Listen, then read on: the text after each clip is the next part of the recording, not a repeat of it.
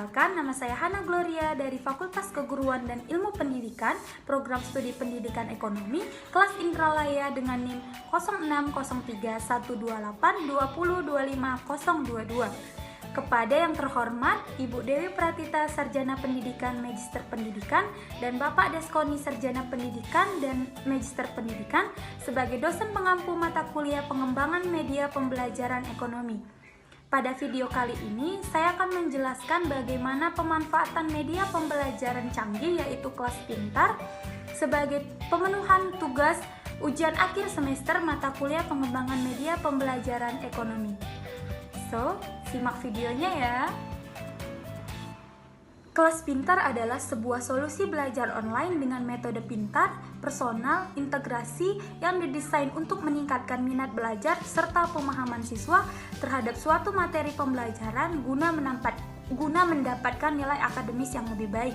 Kelas pintar ini juga menjadi solusi atau salah satu media pembelajaran canggih yang dapat dimanfaatkan oleh guru, siswa, bahkan sekolah dalam pembelajaran jarak jauh saat ini. Kelas pintar ini juga menjadi sebuah platform yang mempunyai kemampuan merekam proses belajar siswa untuk digunakan sebagai bahan analisa bagi guru, orang tua maupun sekolah dalam memahami karakter, potensi, serta kesulitan siswa dalam belajar, terutama dalam pembelajaran jarak jauh saat ini. Di kelas pintar, siswa bisa mengakses semua materi pembelajaran dengan lengkap yang telah disesuaikan dengan kurikulum terbaru dan mencakup seluruh mata pelajaran mulai dari tingkat sekolah dasar sampai pada tingkat sekolah menengah atas. Baiklah, selanjutnya kelebihan dan kekurangan penggunaan kelas pintar ini sendiri. Yang pertama, kelebihan bagi siswa di mana siswa dapat mengakses materi pembelajaran yang terdiri dari video, baik itu video animasi atau video pembelajaran, soal latihan serta tes yang ada pada kelas pintar tersebut. Yang kedua, selain itu siswa juga dapat membuat grup belajar dengan teman mereka yang telah bergabung dalam kelas pintar.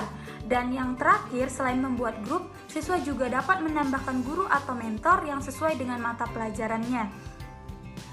Baik, kelebihan penggunaan kelas pintar ini bagi guru diantaranya: 1. Akses terhadap materi pembelajaran interaktif lebih terarah. Yang kedua, guru dapat mengolah informasi kelas serta memberikan laporan analisis terhadap siswa.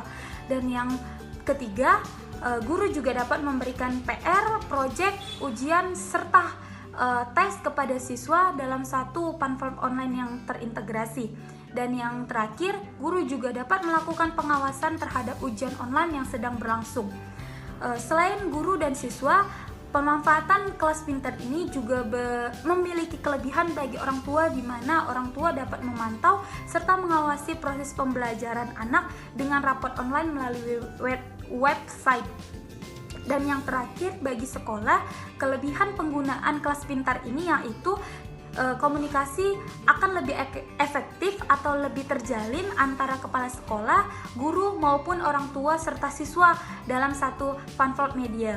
Dan yang terakhir, solusi belajar online lengkap dengan materi pembelajaran yang sesuai dengan kurikulum yang berlaku.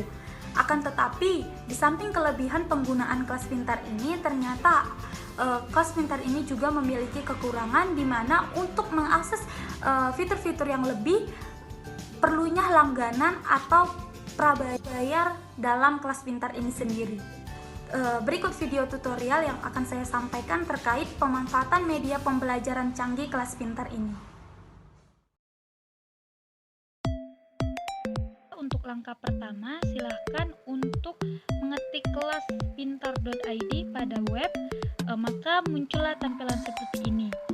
Jika belum memiliki akun, silakan daftar, tetapi ketika sudah memiliki akun, silakan untuk masuk.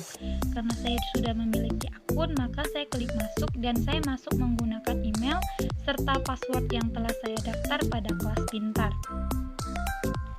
Selanjutnya akan tampil tampilan seperti berikut. Maka guru dapat menambahkan murid untuk bergabung dalam kelas pintar ini. Perlu digarisbawahi bahwa ketika menambahkan murid, pastikan bahwa email murid sudah terdaftar dalam kelas pintar sehingga mempermudah guru bagi menambahkan siswa ke dalam grup. Kemudian setelah ditambahkan, maka akan muncul notifikasi dari email murid yang bersangkutan bahwa murid tersebut telah diundang dalam kelaspintar.id. Setelah ditambahkan, silakan guru untuk memilih fitur mata pelajaran serta memiliki kelas, yaitu kelas yang saya pilih yaitu kelas 11. Dalam kelas pintar ini terdapat banyak sekali kelas yang mencakup dari sekolah dasar sampai sekolah menengah atas. Ketika sudah memilih kelas, maka akan muncul seluruh mata pelajaran yang ada pada kelas tersebut, seperti pada kelas 11 ini, yaitu bahasa Indonesia, ekonomi, dan lain sebagainya. Baik, kita memiliki pada mata pelajaran ekonomi. Nah,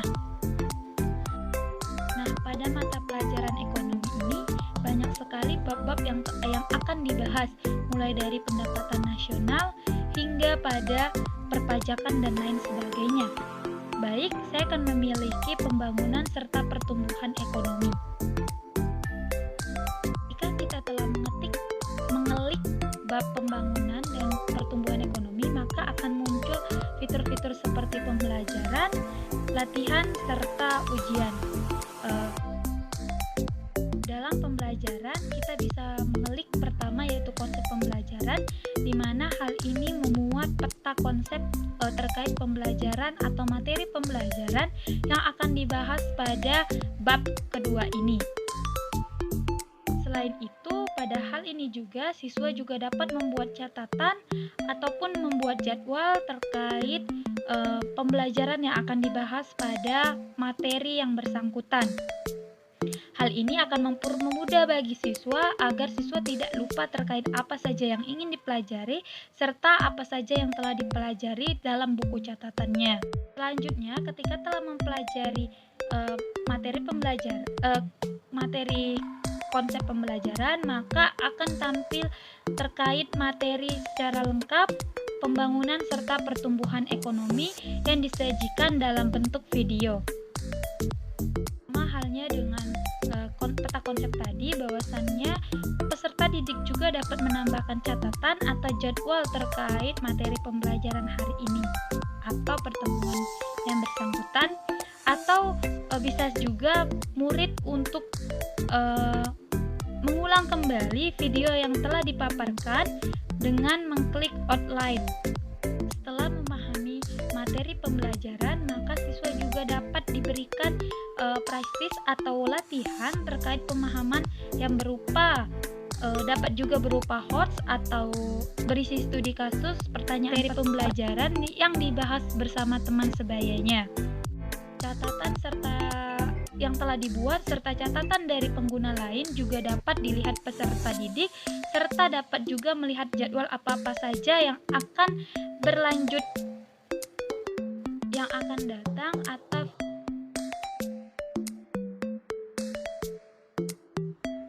sekian video terkait pemanfaatan media pembelajaran canggih kelas pintar yang telah saya buat.